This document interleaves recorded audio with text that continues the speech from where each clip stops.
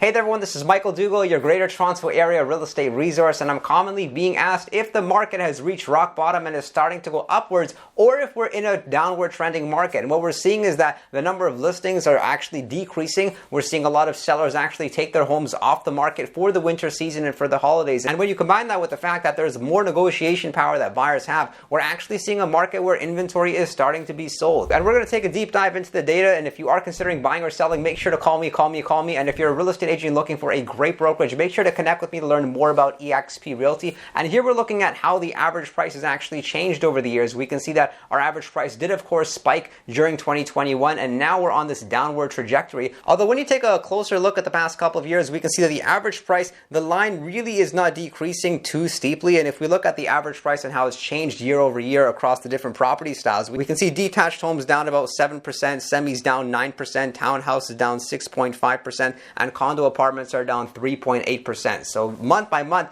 this isn't even a decrease of 1%, which really could suggest that the market is not as bad as the media is making it to be. Although one of the bigger concerns is that RBC, as well as some bigger brokerages across Canada, have actually predicted that the average price does come down. This could be because of reverse immigration that's happening. Here we're taking a look at two very important measures of the market, both the number of active listings represented by the gray line inventory and the number of sales. And we can see that the number of sales has been relatively stable, although as indicated by the gray line, we can see that the number of active listings really shot up early spring as well as the summertime. However, within the past recent months, we've seen the number of listings decrease, and this could be taking place because sellers are realizing that they may not get premiums. Of course, unfortunately, we also have a lot of greedy sellers out there that would only sell their property at a very stubborn price that they have set when there's no justification around it whatsoever. So it's quite likely that these homeowners have decided to take their listings off the market as they've realized they can't get their price. And what we're seeing as a result is that we finally entered into a balanced market. As represented here, we're looking at the month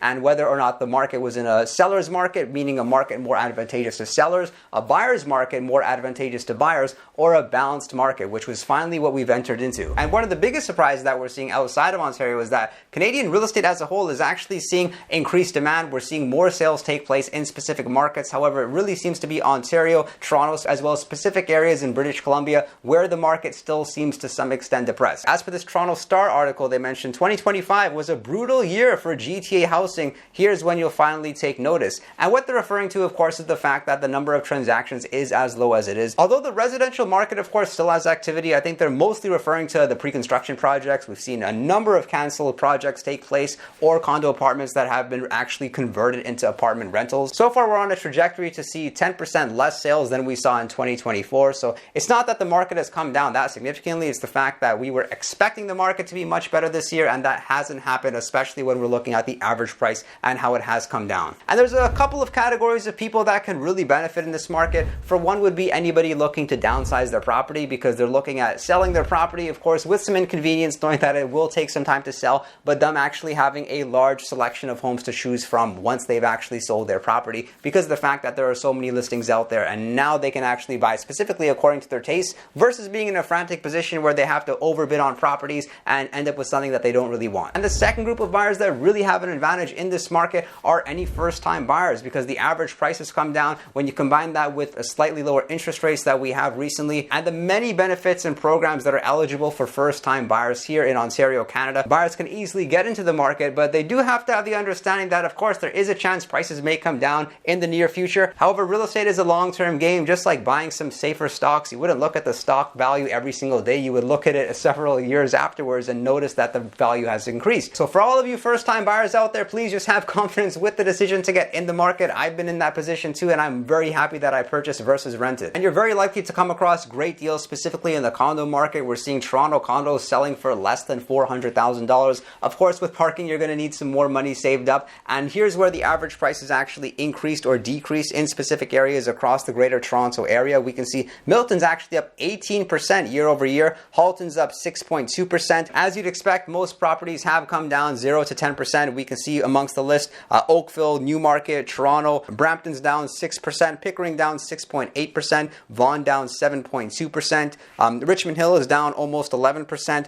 and some areas have actually decreased over 20%, such as King City and Caledon. And here we're taking a look at our 5-year historical average price. We can see in 2021, November's average price was $1,163,000, and in November 2000 2025, our average sale price was $1,039,000. And I'd love to know your thoughts about this information and your market predictions moving forward. And if you are considering buying or selling, make sure to call me. I'm also very active on Instagram, and I'd love to connect with you. If you're a real estate agent looking for a great brokerage, make sure to reach out to me. And I appreciate your support and look forward to seeing you next time.